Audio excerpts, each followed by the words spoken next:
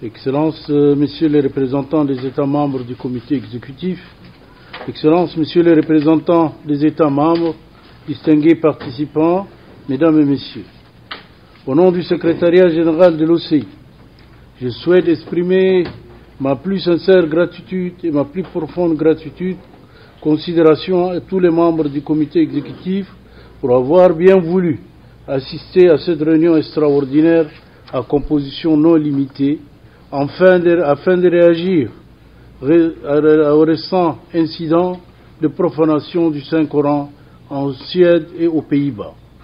Je pense que cette réunion est très importante et cruciale, non seulement en raison de la récurrence d'actions aussi ignobles, mais aussi en raison de l'évolution de la situation liée aux questions sur lesquelles notre réunion d'aujourd'hui est appelée à se pencher. Les actes de provocation consistant à brûler des copies du Saint-Coran ne doivent pas être considérés uniquement comme inappropriés. Ce sont des actes criminels dont les auteurs sont mus par l'intention délibérée de cibler les musulmans, d'insulter leur religion, leurs valeurs et leurs symboles les plus sacrés.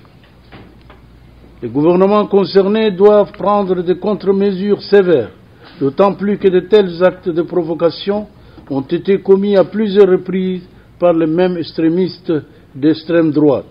En effet, les agissements honteux auxquels nous réagissons aujourd'hui constituent une preuve supplémentaire de la montée alarmante de l'islamophobie, de la haine, de l'intolérance et de la xénophobie. Il est communément admis que l'islamophobie est un mélange de peur, de haine et de préjugés à l'égard de l'islam qui se transforme en sentiment négatif, en geste, en attitude raciste et intolérante, ainsi qu'un acte délibéré de discrimination à l'encontre des musulmans, de profanation des saintes écritures islamiques et d'insultes envers les symboles de hautes figures et d'objets vénérés, voire en crimes violents contre des personnes portant des tenues islamiques.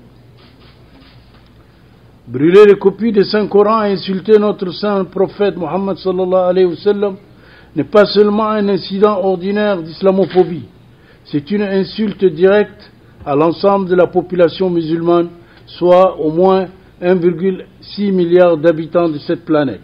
Je crois que nous devons agir rapidement afin que le même genre de provocation ignominieuse ne se reproduise plus à l'avenir. Nous devons envoyer un message fort à tous les gouvernements, institutions, individus, en particulier les non-musulmans, pour leur dire que de tels actes ne peuvent jamais être justifiés au nom du droit à la liberté d'expression. Il a été clairement stipulé dans de nombreuses lois internationales, y compris le pacte international relatif aux droits civils et politiques, que la liberté d'expression n'est pas illimitée car elle s'accompagne de responsabilités et de devoirs particuliers. L'OCI a dénoncé toute initiative systématique de division d'idées visant à ridiculiser, d'insulter, profaner, diffamer les livres saints, les symboles religieux et les personnalités vénérées de toute religion. L'organisation devrait s'inquiéter légitimement chaque fois que les livres saints ou les personnalités vénérées de cette religion sont vilipendés et calomniés avec l'intention d'inciter à la haine contre ces religions et leurs adeptes. Nous avons fermement espoir que cette réunion du comité exécutif pourra également élaborer des actions concrètes et tangibles pour dissuader les islamophobes, ce qui constituera une nouvelle étape importante dans nos efforts concertés pour lutter contre l'islamophobie et pour ajouter à notre détermination à réagir fermement contre tout acte d'intolérance, de discrimination, de stéréotypage et de dénigrement des religions. En cette occasion, j'en appelle aux États membres de soutenir l'Observatoire de l'islamophobie et de les hisser à un département intégral afin qu'ils jouent le rôle qui lui est assigné dans de pareils événements. En conclusion, je vous souhaite un plein succès dans vos délibérations. Puisse Allah le très miséricordieux nous guider dans le droit chemin et nous aider à assumer nos responsabilités au service de la Ummah islamique.